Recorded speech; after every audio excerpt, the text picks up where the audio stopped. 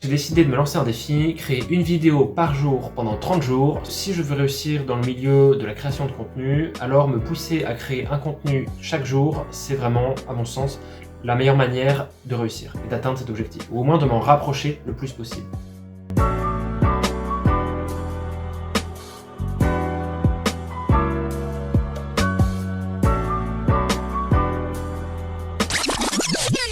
Salut à tous, c'est Corentin, bienvenue dans cette nouvelle vidéo et aujourd'hui on va parler de minimalisme.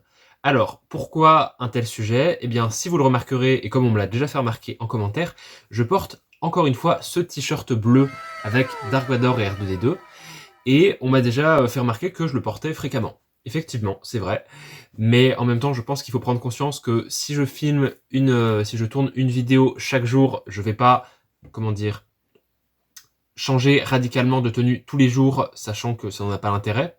Enfin, faut quand même un petit peu penser à l'environnement et à pas faire des lessives tout le temps.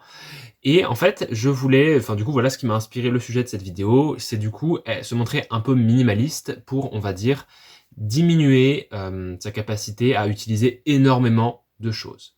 Et je vais vous expliquer un petit peu plus en détail le pourquoi du comment. Déjà, c'est peut-être moi, ma manière de penser, etc.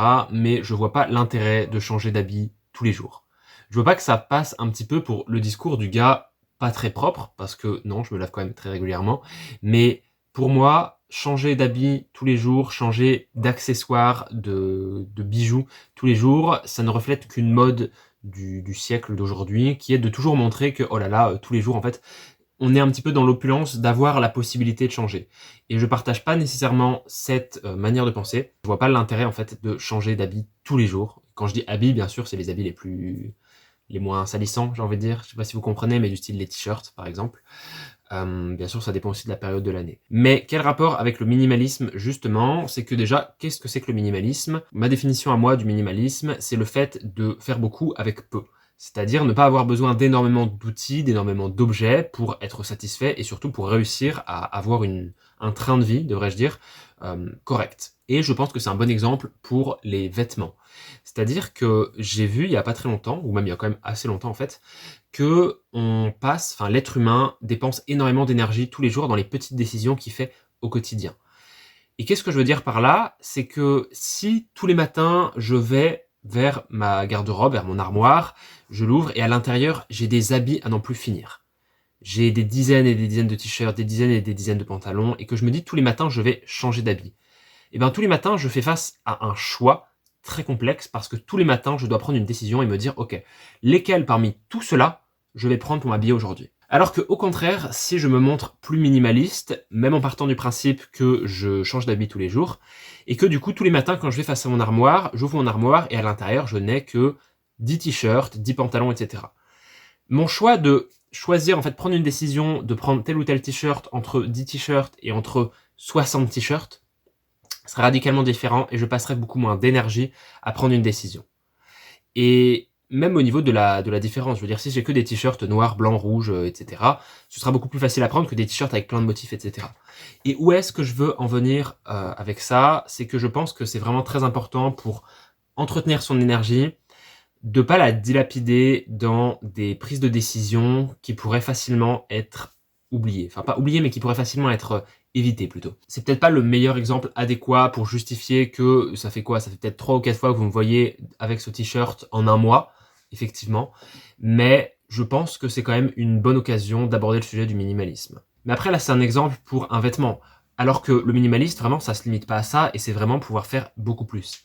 Quand je dis minimaliste, c'est vraiment essayer de vivre avec le moins d'objets possible, avec quand même un minimum de confort, mais pour, voilà, je pense, enfin, c'est l'un des principaux points positifs que je vois au minimalisme, c'est le fait de limiter son énergie, on va dire, d'entretenir tout simplement son énergie et de pas passer sa journée à se torturer l'esprit entre qu'est-ce que je fais, qu'est-ce que je fais, qu'est-ce que je fais. On peut aussi faire un parallèle avec tout ce qui est de la nourriture. Si votre frigo est plein à ras-bord de tout un tas de nourriture et que quand vous rentrez chez vous le soir après le travail, vous vous dites ok, qu'est-ce que je vais faire, qu'est-ce que je vais cuisiner, et que vous êtes là 10 minutes à essayer de regarder, mais je pourrais faire ça et d'anticiper, c'est bien. Mais vous perdez beaucoup plus d'énergie que si vous aviez juste 2 plats dans votre frigo et que vous vous dites ok, c'est ça ou ça. La décision sera prise beaucoup plus rapidement. Et puis bien sûr, en fait, il y a un exemple tout bête que je pourrais utiliser dès le début, c'est quand vous allez sur une plateforme de streaming imaginons par exemple Netflix, Disney+, Amazon Prime ou je ne sais quoi d'autre, quand vous arrivez et que vous voyez tout le catalogue.